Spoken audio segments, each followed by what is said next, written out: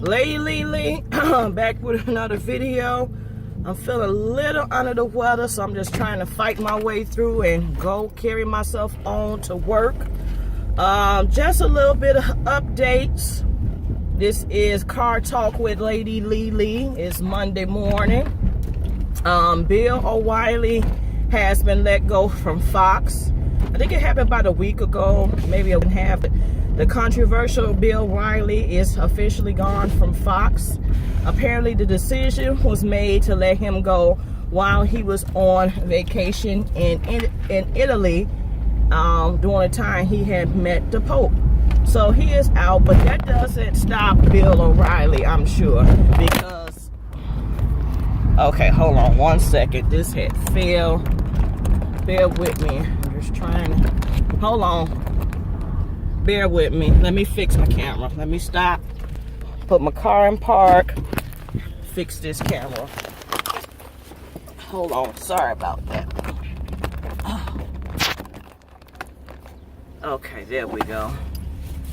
So, of course, that doesn't stop Bill O'Reilly, because apparently started today, he has his own podcast in which he's going to talk about, you know, things he want to talk about, no holds bars, and Fox definitely probably, you know, trust me, he didn't just walk away with nothing. They said they believe he got $25 million settlement or something. So yeah, Bill O'Reilly still trying to out here win, but they had memes from Maxine Waters, the politician. They had some memes like, what you think about my wig now? So that was kind of funny. And after 17 years of marriage, Kurt and Rashida are gonna divorce. Rashida filed for divorce after 17 years of marriage from Kirk Frost. So we're gonna see how this plays out. Well, we know how it's gonna play out on the Love and Hip Hop, and then we'll get to see the reunion. And then I guess during the reunion, it's going to reveal where they're at currently with their status. But they're filing for divorce. And here's my thing. They renewed their vows after 12 years of marriage, right? So, Kirk, why go through all that and you still going to be cheating? And these lights are out. So what we doing to stop and go? So that means it would be my turn. And this car would need to stop. Thank you. When the lights are out, it's stop and go, people. It's stop and go. Anyway, so they, Kurt and Rashida's gonna call it quits. They had 2 children from the union, 2 boys, and but Kurt had a lot of other kids apparently. So everybody's saying it's about time. Rashida should have left a long time ago. She's a beautiful girl. She won't have no problems finding somebody else, and you know, she's doing her thing. So it's like she don't have to solely depend on Kirk financially, because you know, she's running her store, you know, she had her music and all that stuff. So yeah. So I finally got this. I saw parts 1 or 2 of Ayanna Fix My Life. She had Keisha Cole's sister Neffy and her husband Solo, or Shelby aka Solo, on the show, and I'm just disturbed about a couple of things. First of all, they end up 7 people living in a hotel. Here's my thing. What happened to the house that Keisha Cole gave her sister in one of those series of her show? Because she had got Neffy and the kids to Atlanta, and I thought she had got them a house.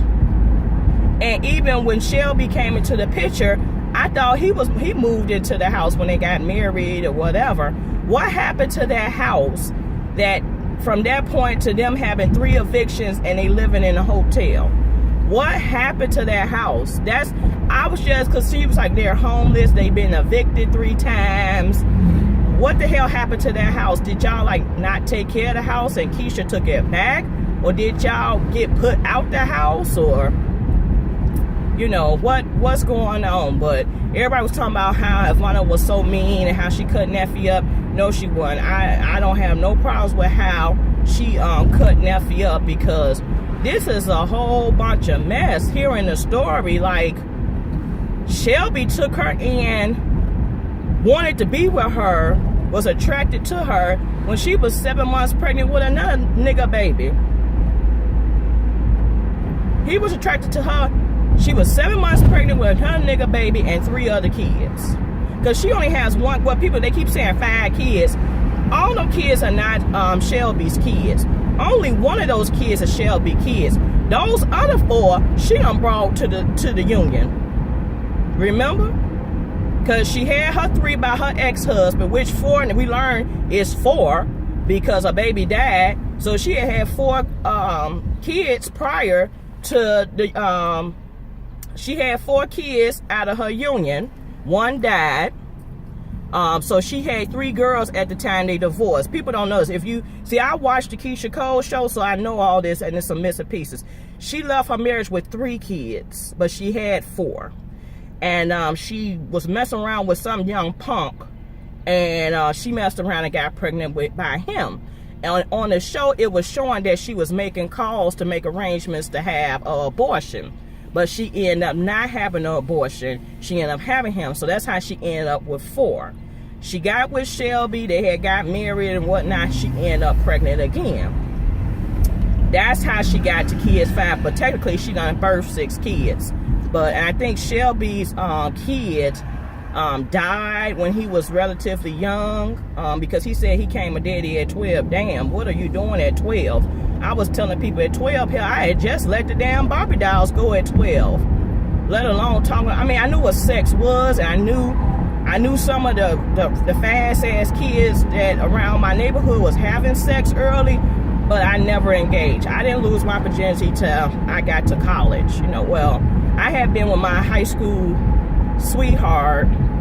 I had been with him since sophomore year of high school, but we didn't do nothing till right before I left to go to college. And it was, I mean, he waited that long, and it was just like, wow, you know, you finna go off to college. And I guess he was just thinking, I didn't want nobody to jump in, and I didn't get a turn. I know this sounds so dirty, nasty right now, but I mean, he was looking at it like, man, she might get down there and meet somebody else, and they gonna have the joys, and here I am. I done invested all these shit, man. Everything just falling out today. I done had, you know, been with her since sophomore year of high school, and so, you know, I wasn't really ready to. I just did it because I'm like, hell, he got a point. You know, I'm getting ready to I was getting ready to leave for college in 2 weeks, so it was just like, okay, yeah.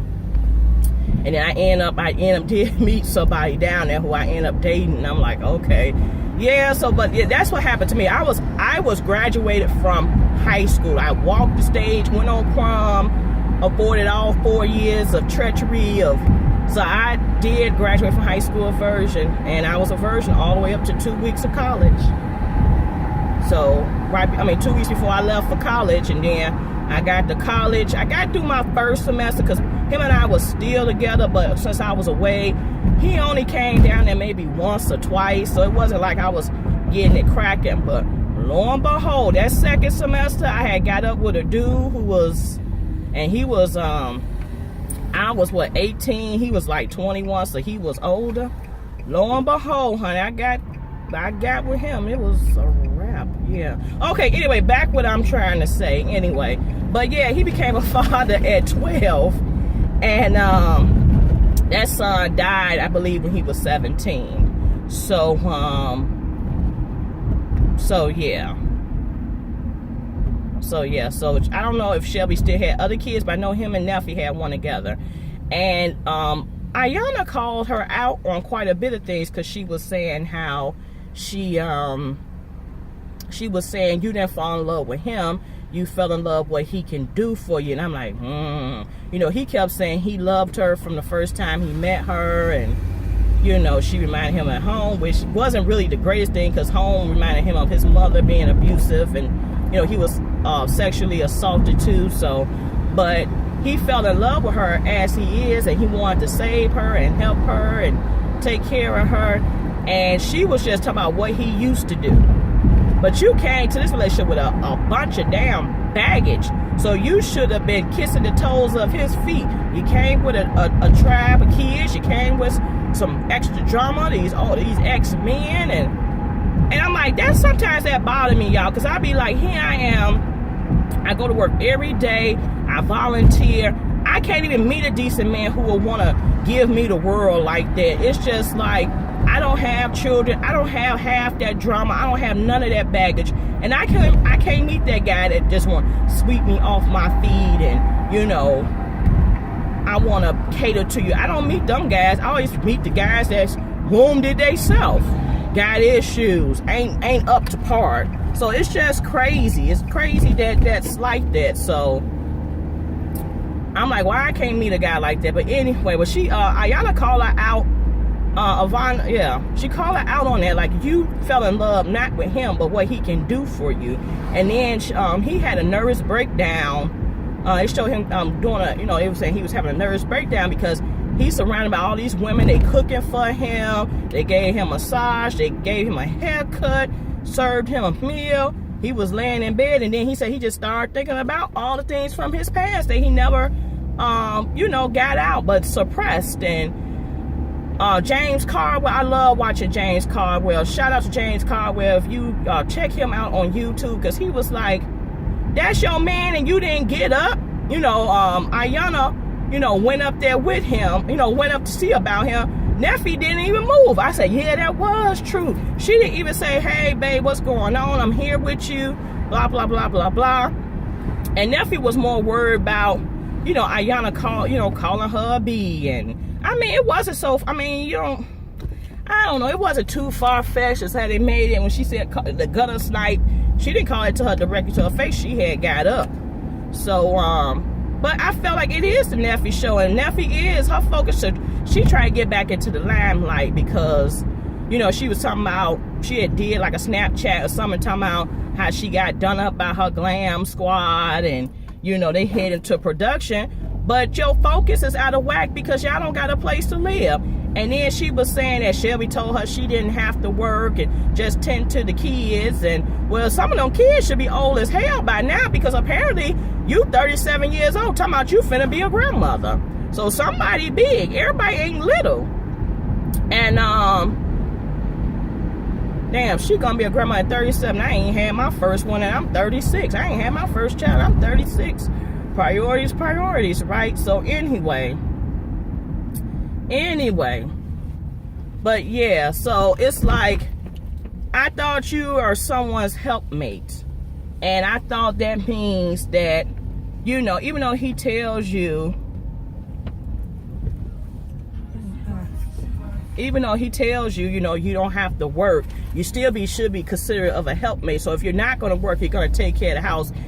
If he work all day, he shouldn't have to come home and cook all the meals. You should be cooking up some meals if you at home all day and he's going out to read the, you know, win the paper. But I think me, the type of person I am, I don't think I could just solely stay at home. I feel like I need to have some income coming in. I need to be a helpmate to my husband because I feel like all that financial burden should be placed on him. And I feel like I went to school, I got these degrees. I mean, unless he's a millionaire or making a six-figure salary or something, if he just got the average job, like the average Joe, we ain't gonna, I mean, we're gonna be clipping coupons and, you know, whatever. And then, you know, I want to expect him to be paying my sorority dues and all this stuff. But yeah, so you supposed to still be a helpmate. So if you are gonna cater at the home, take care of the home. Cook the meals. Make sure that man bath for the water. I know people say, oh, that's so damn old school, but it's real. If he's gonna bring all the money in, you could at least, you know, give him burden free without, you know, causing all ruckus to his life. And that's nothing. He had a heart attack at like 42. Some of my friends are 41, 42. Lively. And I mean, that's serious for him to have a heart attack. But to sum it all up, they had a 2-part series. And we thought they was, you know, getting on track and healing. But what I took from it is Shelby got the healing that he needed. He was able to bring some stuff out. I think Neffy really wasn't paying attention. I think Neffy really wasn't there for it. She was really trying to see if this can help catapult her into maybe the next show. Because if you see her on Periscope or you see her on any social medias, she's always, you know, trying to be doing the most. She just do the most and just don't listen. But to sum it all up, after the 4 months after the taping, they decided to split and they got a divorce. And Shelby said, I'm just going to get the hell up out of here. I only got 1 kid by this chick. I could take care of my kid and be done. And leave her and her 4 other tribe members that's not biologically his to themselves. So as they were saying, they believe Shelby got something from it. Nelfie didn't, but Shelby got enough to move on in life. But I got to get going. I'm at work now. That is it. That is all. Stay tuned for more videos. Saw the Housewives. It really wasn't that good. So I'm assuming part 3 and 4 is going to be what it is. You know, really, they could just, you know, they could have merged 1 and 2 together, because we don't need no 4 parts. But hey, it is what it is. That's it. That's all. Stay tuned for more videos. Hit that subscribe button if you don't belong to the family just yet. For those who rocking with me, thank you. I always appreciate you for doing what you do. Stay tuned. Peace.